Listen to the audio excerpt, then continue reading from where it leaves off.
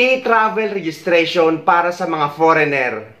Kung mapapansin nyo guys, may bago na naman kayong makikita kapag pinasok nyo ang e-travel website. Ang nakalagay, for foreign national, click here. Pero once na-click nyo for foreign national, ay ganun pa din naman ang lalabas. Kapareho ng lumalabas kapag click nyo yung tatlong linya sa taas. At ang tanong ng karamihan guys, kung para na lang ba sa foreign national ang e-travel website. Ngayong nakalagay na is for foreign national. Ang sagot ay hindi lang ito para sa mga foreigner. Pwede pa rin dito mag-register ang kahit na sino, lalo na yung mga hirap sa pag-register sa eGov app. I-click nyo lang yung tatlong linya sa taas at i-click nyo yung sign in.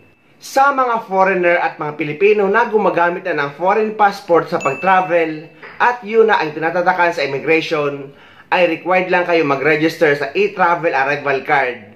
Pero exempted na kayo sa pag-register sa e-travel departure card kapag pabalik na kayo sa ibang bansa at doon na kayo pipila sa foreign passport. May advisory tungkol dyan na ilalagay ko sa description ng video na ito.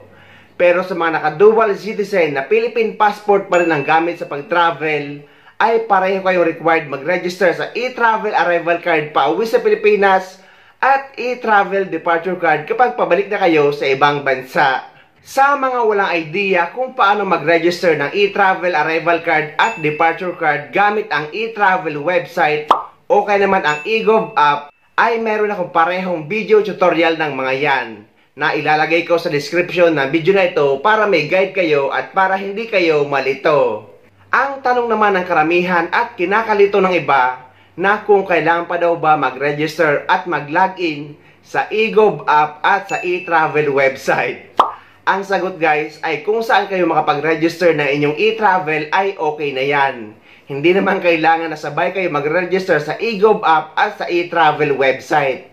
Kumbaga guys, isipin nyo na lang na pareho silang website, yung eGov at yung e-travel website.